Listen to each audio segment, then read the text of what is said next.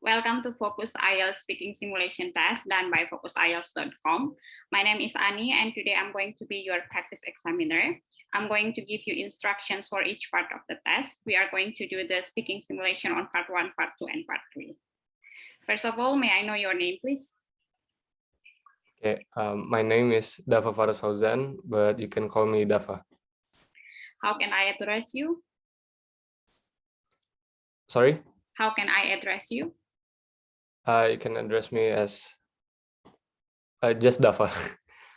Okay, how do you feel today? I'm feeling pretty good.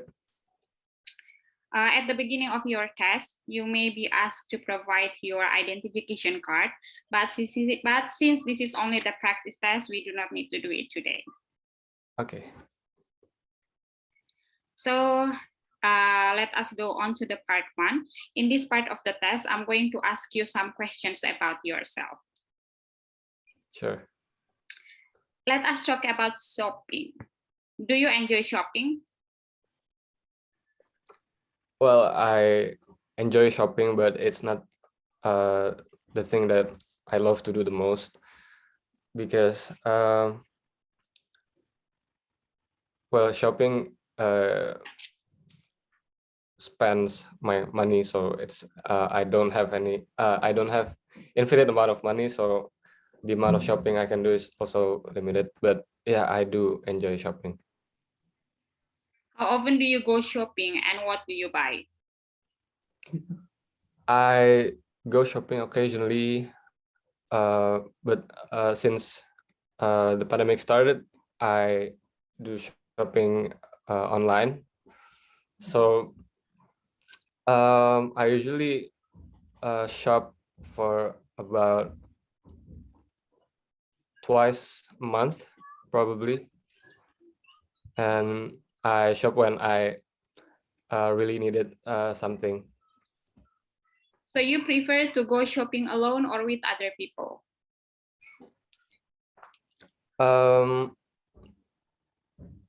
I prefer to go shopping with other people because sometimes I get bored actually when I went shopping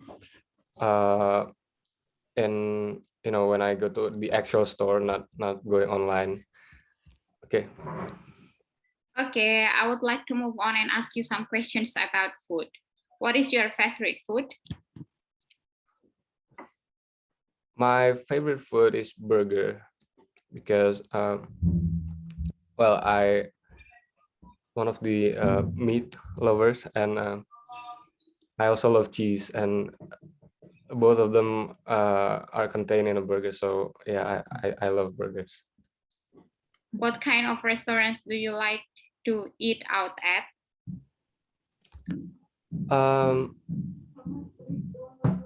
I love to eat out at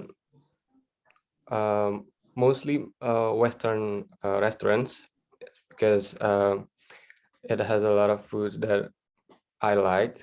Well, one of them that I mentioned before is burgers, but other than that, there's also other Western food that I prefer, such as steaks and other food that contains meat. What would your perfect meal be? My perfect meal would be a triple cheeseburger with a side of onions and French fries. That is enough. That is perfect. Okay. I would like to move on now and talk about your hobbies. Tell me about any hobbies you have. Okay, my hobbies would be well, currently I love to I actually picked up a new hobby recently, which is fishing. Yes, I love to fish, and I just I just found out that I like fishing just recently. It was about last year when my uncle took me fishing, and at first I was pretty skeptical because I thought fishing was an old man thing to do, and so I was a bit skeptical, but I went anyway, and I loved it. Are there any hobbies you would like to have in the future?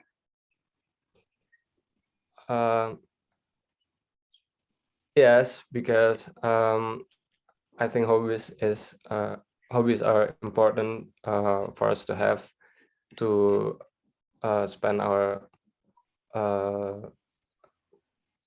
our time and to release stress so that we can do our work more productively.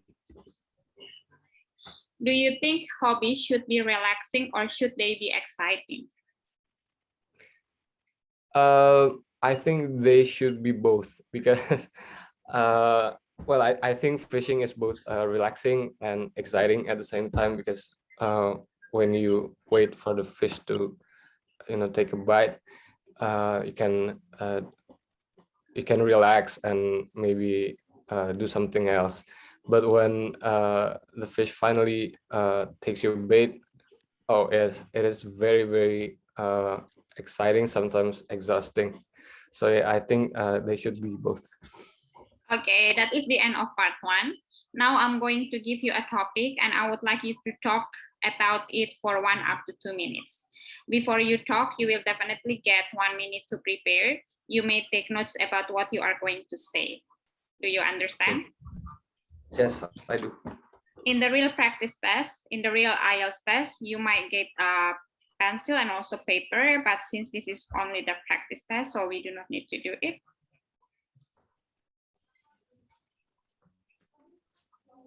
Okay.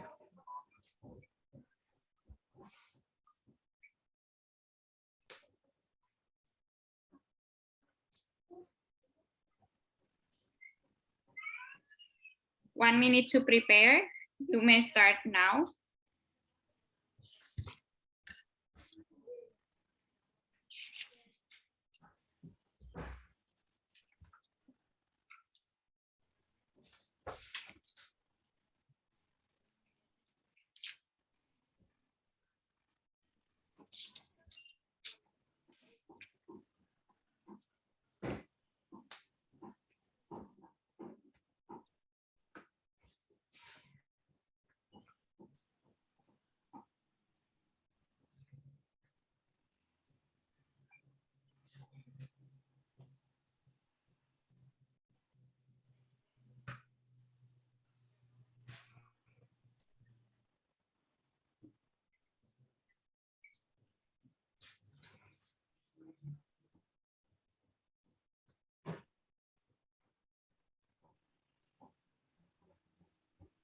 Okay, I'm going to stop you there for the preparation time. So now you have to talk about this one. 1 up to 2 minutes to talk. You may start anytime you are ready. Okay. So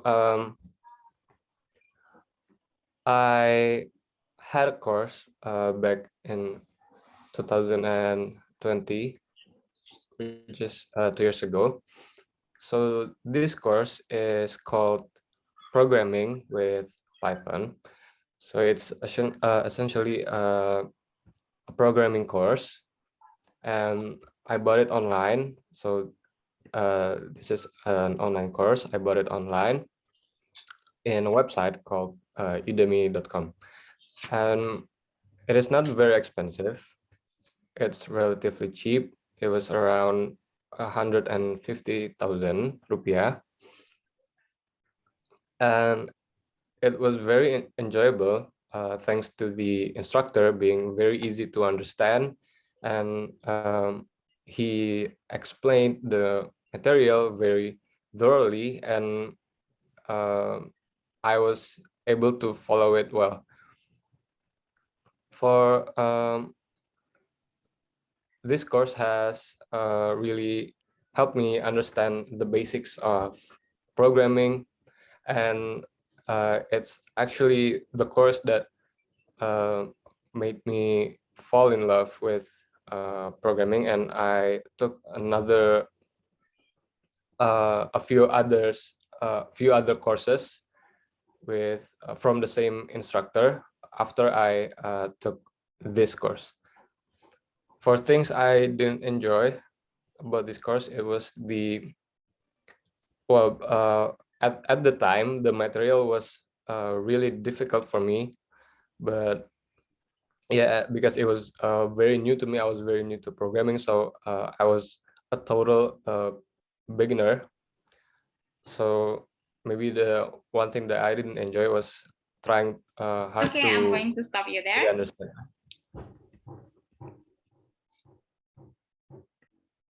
So we have been talking about a course that you have done and you found it useful. Now I'm going to move on to part 3. First, let us consider homework.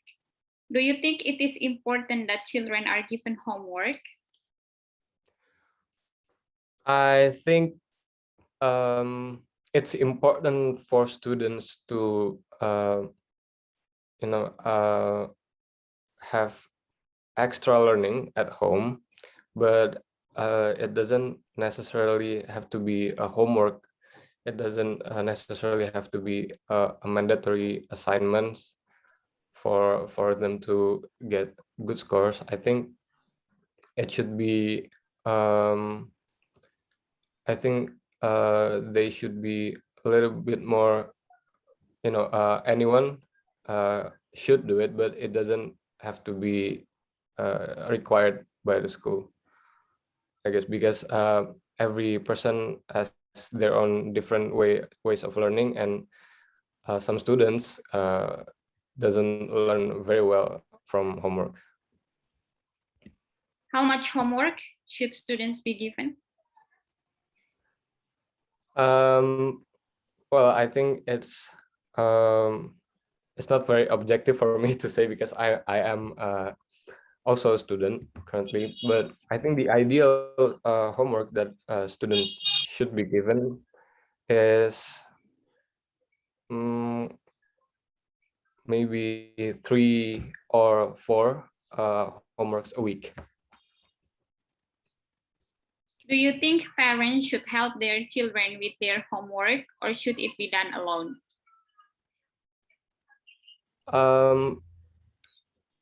I believe if the students are having difficulties with their homework, and they're really, they're really struggling to do their homework alone, I think it's okay for them to ask their parent for help, because it's normal. Just you cannot ask your parents to do your homework completely. Just helping is fine, I think. Okay, now we will discuss the relationship between education and work. How important is it to have a university education to get a job in your country? In Indonesia, I think it's still important for us to have a university degree to get a job easily, but not necessarily, because more and more companies are not are not making it a requirement for the applicants to have a university degree or minimum GPA, and I think that's because in this modern era, the internet has made it possible for us to learn stuff from the internet, and it's not very different from the material that you get from university. So I think that we shouldn't need the university degree to get to do jobs well now, but it's now still being required by most companies in Indonesia. Does having a degree from another country enhance employment opportunities in your country? Possibly, yes, because I've heard stories from my parents and my uncles that their coworkers, which graduated abroad, they tend to rank up quite quickly in their office or in their place of work. So I guess their degree, which they graded from another country, is making them seem more valuable and has higher value to the company than a regular degree. Okay, next one. What impacts do students who have studied abroad have on their country of origin when they come home? I'm sorry, it kind of lagged. I'm sorry. Oh, okay. What impacts do students who have studied abroad have on their country of origin when they come home?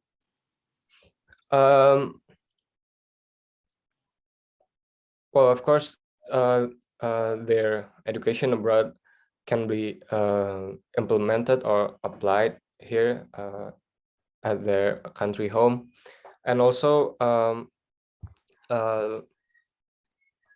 from what I've heard from other people that has studied abroad, is it really changed their perspective of the world and how they treat themselves and they treat people.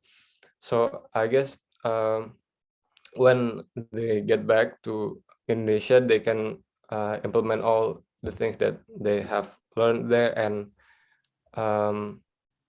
they can help to um,